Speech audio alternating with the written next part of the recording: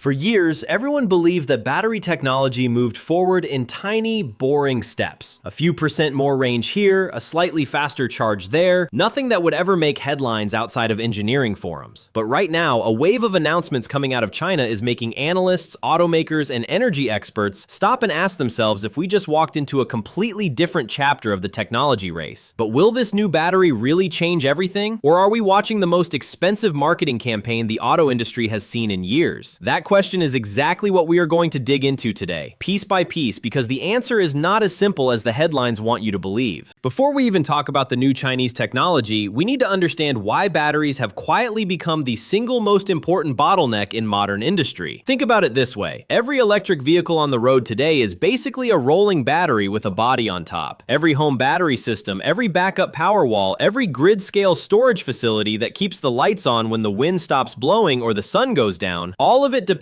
on the same basic chemistry problem. How do you store the most energy possible in the smallest and lightest package without it catching fire and without it costing more than the vehicle or the house it's powering? It goes even further than cars and homes. Robotics companies building humanoid machines that are supposed to work alongside humans in factories are limited by battery weight and battery life just as much as by their motors or their software. Artificial intelligence data centers, the massive complexes running the models that power tools like the one writing this very script, need enormous, stable, and increasingly efficient energy storage to handle demand spikes. Even the electrical grid itself, the aging infrastructure that most people never think about until it fails, is being redesigned around massive battery farms that can soak up renewable energy and release it exactly when it's needed. So when someone tells you that a battery breakthrough is a small story, they're missing the bigger picture completely. Batteries are not just a car part anymore. They are the invisible foundation underneath almost every major technology shift happening on the planet right now. And that is exactly why what just happened in China deserves a closer look instead of a quick headline and a scroll. So let's talk about what actually happened. In the spring of 2026, the Chinese battery giant CATL, which stands for Contemporary Amperex Technology Company Limited, held an event they called Super Technology Day, held over 3 days in the third week of April. This was not a small press release. This was a coordinated multi-day showcase of an entire family of new battery technologies, all launched at once, almost like a company trying to flood the market with so much innovation that nobody could look away. The headline product was something called the Qilin battery family, now in its third generation, including a version called Qilin Condensed. Alongside that, CATL introduced a fast-charging variant called Shenxing, built on lithium iron phosphate chemistry, which is the same basic family used in many affordable electric vehicles today. On top of that, they showcased a sodium-ion battery line called Naxtra, aimed at reducing dependence on lithium entirely. At the same time, almost like the universe decided to stack the story for maximum drama, a separate group of Chinese researchers from the Shanghai Academy of Spaceflight Technology and Nankai University published a peer-reviewed paper in the scientific journal Nature in March of 2026. Their focus was a new type of electrolyte, the internal liquid or gel that allows ions to move inside a battery, made from a compound called hydrofluorocarbon. This new electrolyte was paired with lithium metal battery cells, and the lab results were staggering on paper. Now here's where we need to slow down, because this is exactly the point where most videos on this topic either exaggerate everything or dismiss everything, and neither approach gets you the truth. Let's start with what has actually been proven in a laboratory under peer review, meaning independent scientists checked the work before it was published. The hydrofluorocarbon electrolyte cells demonstrated an energy density above 700 watt-hours per kilogram in room temperature testing. To put that number in perspective, most electric vehicles on the road today use battery packs somewhere between 140 and 280 watt-hours per kilogram at the cell level, depending on the chemistry. A jump towards 700 would not be an improvement, it would be closer to a redefinition of what an electric vehicle can physically do, in terms of range, weight, and interior space that no longer needs to be filled with heavy battery packs. Even more surprising, the same lab cells reportedly retained close to 400 watt-hours per kilogram even at negative 50 degrees Celsius, and continued functioning down to negative 70 degrees. For anyone who has ever owned an electric vehicle in a cold climate and watched their range drop dramatically in winter, that number alone explains why this paper caused such a stir among battery scientists. But here is the critical distinction that separates real journalism from hype. These are laboratory pouch cells, small, controlled, hand-built demonstration units, not battery packs sitting inside a car driving down a highway in the rain. There is, as of the middle of 2026, no independent evidence that this exact chemistry has been scaled into mass production. production. It is a verified scientific breakthrough. It is not yet a verified commercial product. Now let's shift to CATL's claims, because company announcements need to be treated with a very different level of scrutiny than peer-reviewed science, even when they come from a company as massive and experienced as CATL, which happens to be the largest battery manufacturer on the planet by production volume. CATL claims that its Qilin condensed variant can reach up to 350 watt-hours per kilogram, with another Qilin variant reaching around 280. They claim their Shenxing fast charging line can support extremely high charging rates, with company demonstrations suggesting a full battery pack could be charged in roughly 6 minutes under ideal conditions. They also claim improved safety through thermal isolation design and improved cold weather charging through what they describe as a self-heating pulse strategy. These are impressive claims, but notice the difference in language here compared to the Nature paper. These are company statements, backed by prototype demonstrations and internal testing, not independently verified, peer-reviewed, third-party results. That does not automatically mean they're false. CATL has a long track record of eventually delivering on ambitious promises, but it does mean we should treat these numbers the same way we would treat any big claim from any massive corporation with billions of dollars in market value riding on public perception. Impressive, plausible, but unproven until an outside lab, a government regulator, or millions of real-world vehicles confirm it over time. So now we arrive at the real question underneath all of this. Is the true story here a single miracle battery, or is it something bigger and honestly more important than any one product? The answer, based on everything currently available, points towards something bigger. The real advantage China is building is not one battery chemistry. It's the combination of 5 things working together at the same time, something almost no other country on Earth can currently match at this scale. First, industrial capacity. China simply builds more battery factories faster than anyone else. Second, production speed, meaning the ability to take a laboratory concept and start manufacturing test batches within months instead of years. Third, a complete domestic supply chain, covering everything from raw cathode materials to electrolyte production to final cell assembly, mostly within the country's own borders. Fourth, control over critical raw materials, including major processing capacity for lithium, nickel, and rare earth elements used throughout the battery industry. And fifth, a relentless, almost brutal focus on driving costs down year after year through massive scale. Imagine trying to compete against a rival who not only has one great idea, but also owns the factory that builds it, the mine that supplies the raw material, and the shipping network that gets it to market, all coordinated under one long-term national strategy. That is the real competitive weapon here, and it is far more dangerous to competitors than any single battery announcement. Now let's put this in context against the companies most people already know. Tesla has its own battery format called the 4680 cell, often just called the 4680, which the company uses to reduce manufacturing complexity and cost through a larger, simplified cell design paired with tight integration into their own vehicle software and manufacturing process. Tesla's advantage has never really been the raw chemistry itself, it's been the vertical integration, controlling the battery, the car, the software, and the charging network all under one roof. BYD, another Chinese giant and one of CATL's biggest domestic rivals, has its own well-known blade battery, a lithium iron phosphate design built in a long, flat, sword-like shape that improves structural safety and packing efficiency inside the vehicle. It has become one of the most trusted safety-focused battery designs in the entire industry. Then you have the global players working on solid-state batteries, which replace the liquid electrolyte with a solid material, promising higher safety and higher energy density. Toyota has invested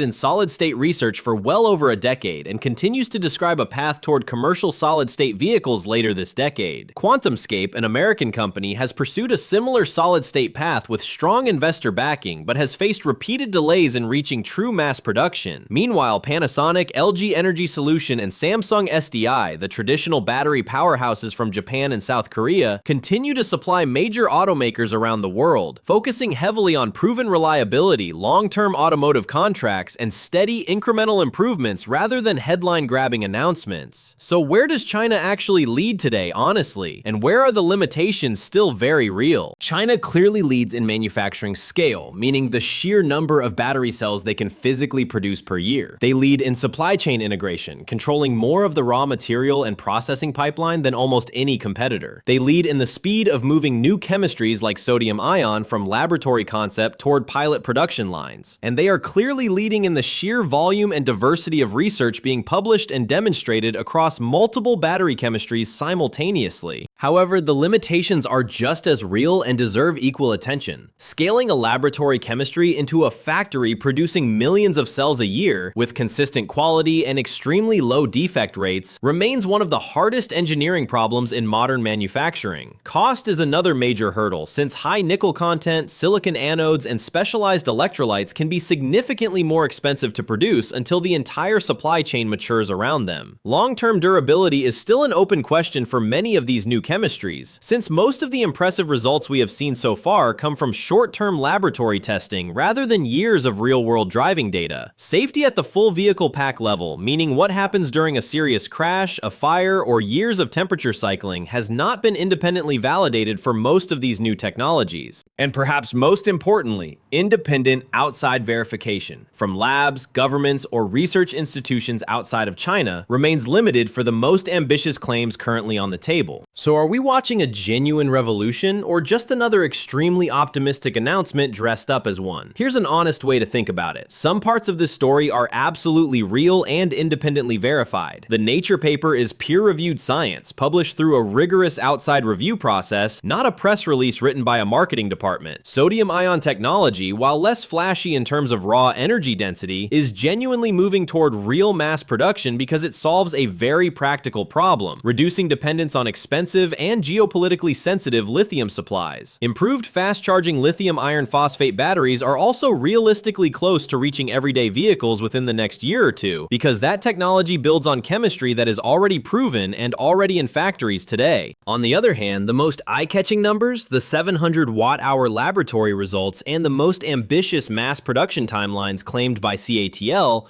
remain unproven at true industrial scale, and history has shown us across every major industry that the distance between an impressive laboratory result and a reliable product sitting in your driveway is almost always longer and almost always more expensive than the initial announcement suggests.